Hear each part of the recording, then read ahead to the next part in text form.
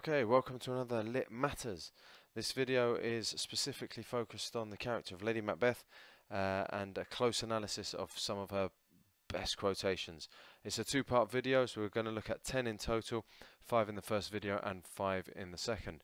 I'm going to take you through some of the language devices on display, some of the meanings, as well as some of the themes that are relevant and are of interest to Shakespeare around these quotations.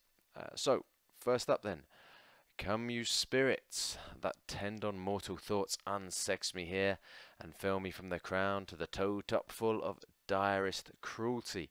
Okay, a number of things going on here. This is Lady Macbeth shortly after she's heard from her husband that the weird women have basically promised him the throne as he has interpreted it. And she is emboldened by this. Firstly, there's a bit of direct address there. She is directly speaking to the spirits, i.e. the forces of darkness, the witches or the supernatural.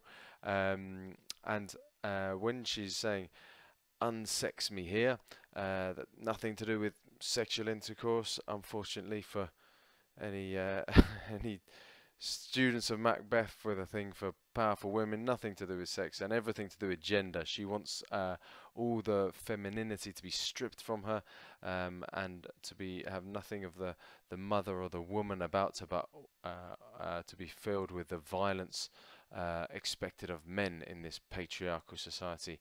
And she wants all that nastiness and viciousness and as she sees it, masculine violence to fill her.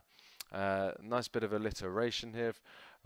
When we have the to the toe top full, it adds a sort of fluency to the line and a certain rhythm that makes it seem like this is tripping off her tongue and this is coming quite naturally to her to be so evil and wicked.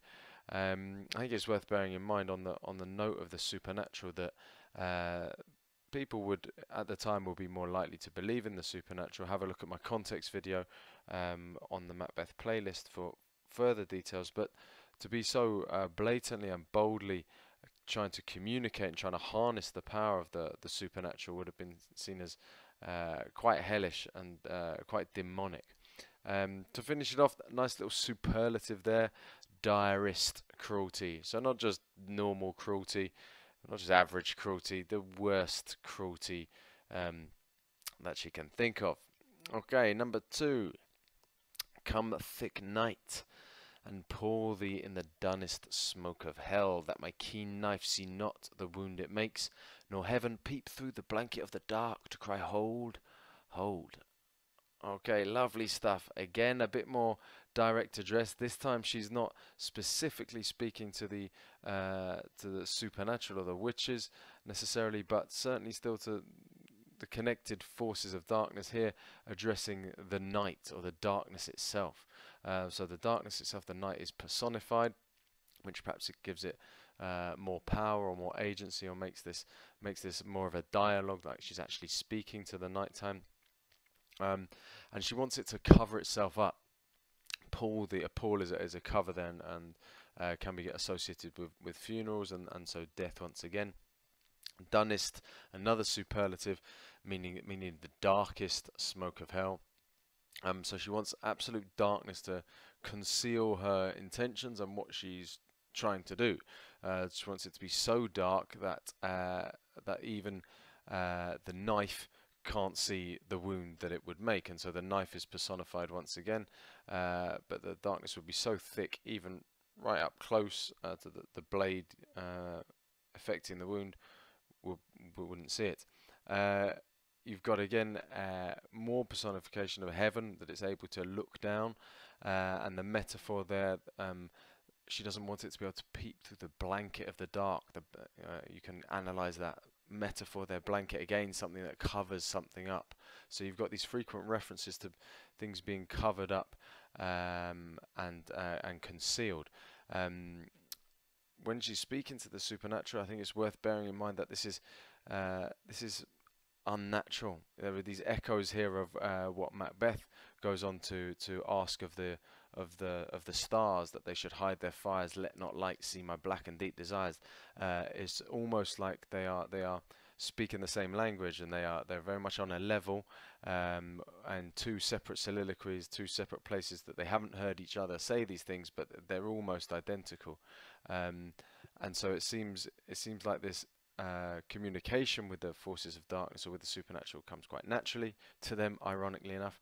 But there is a hint as well that this is unnatural, this is unsustainable. You can't ask nature to be unnatural, or if you do, you got to expect sort of some trouble down the line. That's not going to work in the long run. Okay, there we go.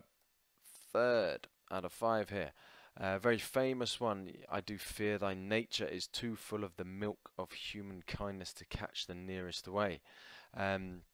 Okay, so it starts off with a metaphor that the milk of human kindness. What she means by that is his good nature, his character, his integrity. He's got that sort of human decency about him,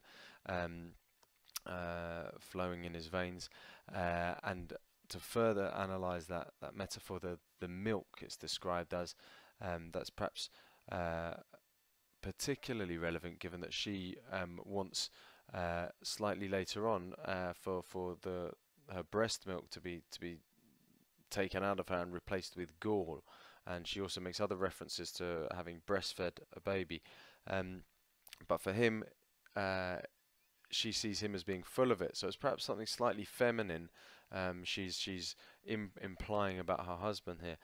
It's interesting that she sees this as a bad thing. One might think that a bit of decency, a bit of kindness might be quite a good thing, but for her this is a negative here. This is something that's going to hold him back, an obstacle to him gaining power, and a kind of an admission from her that she doesn't quite think he's got what it takes to be king. He's not ruthless enough, and so she's going to have to bring that out of him, or encourage him, or manipulate him perhaps.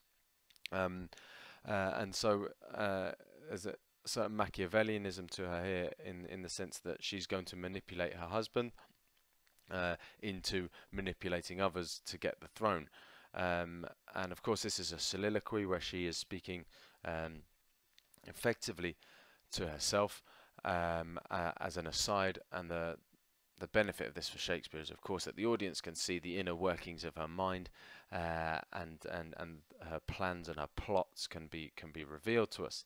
There is a hint of fate about this as well, whether it is in Macbeth's nature to become king.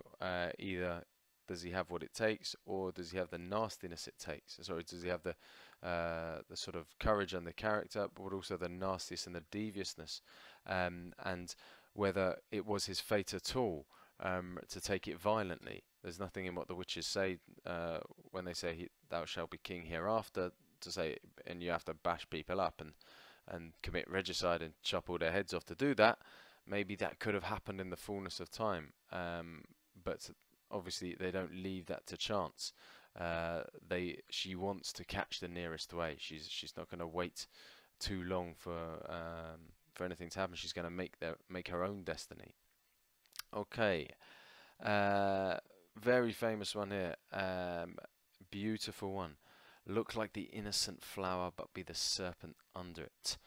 There's so much to say with this one. It's a beautiful juxtaposition here. Juxtaposition when you're placing two things side by side, and the contrast between the two, or the difference between the two, the fact that they don't sit quite naturally next to each other, emphasizes their respective differences. Here, of course, you've got the flower, and then you've got the snake. You've got the simile there that he should look like the innocent flower, but obviously be the serpent under it. The juxtaposition works in the sense that you have a symbol of beauty and blossoming and growth and development and attraction and love. How far do you want to take this in the flower? And then of course you have perhaps the opposite in the serpent. And any students of English lit, immediately you hear the serpent reference, you should be thinking that's a reference to the devil as well, or to Satan as well, because he of course disguises himself as a serpent in Paradise Lost and seduces Eve, and then all the trouble starts in Christian theology. So this is very, very Machiavellian, because it is all about the surface deceiving what the reality is underneath, and that outwardly it can be positive and beautiful and all the rest, but inwardly vicious and dangerous and about to strike, or containing a certain violence. So those themes of superficiality come to the fore again. You can't trust what your eyes are telling you. Shakespeare returns to that repeatedly throughout Macbeth, and certainly Lady Macbeth is super capable of being very superficial, and has those skills in abundance. Another thing that's perhaps relevant is the idea of duality, the yin and the yang, the two opposites contained in the one. And so here you have, very literally, a snake underneath a flower, like a thing and a thing, two objects closely entwined that are beauty and danger. But also nature itself has arguably evil, or at least violence, and danger within it, as well as beauty and grace. And the suggestion here is perhaps so do human beings. So do certainly humanity does have evil and good, and perhaps that you can transfer that to every every individual has a degree of good and evil within them. Okay, last one here for this video. When you durst do it, then you were a man. In Act 1, Scene 7. Okay, what's going on here? Right, well, you might be sat there thinking, what is going on in that picture? And I've got no idea, but it seems to fit perfectly with my idea here that this is Lady Macbeth's kind of mistaken view of masculinity. She is here attempting to bully and then sort of intimidate Macbeth into doing the deed, i.e. killing King Duncan. He's backing down a bit, and he's thinking, I'm not sure this is worth it. I've just got some good reputation. I've just chopped everyone up on the battlefield, and now everyone's saying nice things about me. And I should really protect that old man Duncan, because I'm his host and I'm his kinsman. And, what kind of a man do I want to be? And she's not having any of this. You go, shut up. And says, when you dare to do it, then you were a man. And he's quick to rebuke her, actually, saying, I dare do all that may become a man and more. And this is the same man we've just seen hacking his way, carving out a passage on the battlefield in brave Macbeth, noble Macbeth, worthy Macbeth, as he's described early on. Itself a big difference to the end, when he's just called tyrant, tyrant, tyrant, tyrant, tyrant about 10 times, and then this dead butcher. But here he's been super brave, courageous, full of courage on the battlefield, and now she's going to turn around and question his courage, and what does he dare to do and not dare to do. But it's significant that she and also he equate masculinity with violence, i.e. they're the same thing. The more violent you are, the more of a man you are. And that's their mistake. It's obviously a lot more complex than that, and certainly those ideas of the Renaissance man, that you need to have the head, the heart, and the arm. So you need to have the brains for the head, you need to have the arm of strength to be able to protect yourself and your people, etc. But you need to have the heart of goodness as well. And if you're lacking one of those three, then you're not really a man, and you're certainly not going to be a great king. She misinterprets that here, and so for her, masculinity and violence are basically the same thing. So that dude in the bath, God knows what he's been doing. It's hard to explain, but it certainly seems to fit this idea of a weird, perverse sense of what it means to be a man. It's quite monosyllabic, this, i.e. so these words of one syllable. When you durst do it, then you were a man. I think she's trying to lay down the law to him, and tell him about himself, kind of thing, in sort of simple terms, basically saying this is not rocket science, go and kill him. And the one syllable words do that job. And so this is her ambition coming through, and she's trying to urge him to find this ambition within himself. Okay, obviously direct address there, the you and the you, the repetition. She's trying to get inside his head. One last point here is perhaps the use of plosives. So that's sounds where the breath is being sort of forced out of the mouth as it's being said. So like d and f, t sounds are plosive sounds. And here you've got when you durst do it, then you were a man. There's an anger and aggression behind the sounds in the words that Lady Macbeth is using. Okay, that's about it for the first half of this one. Be sure to like it or leave some comments, see if there's any others you'd like me to do, and do check out the second part, which should be coming soon.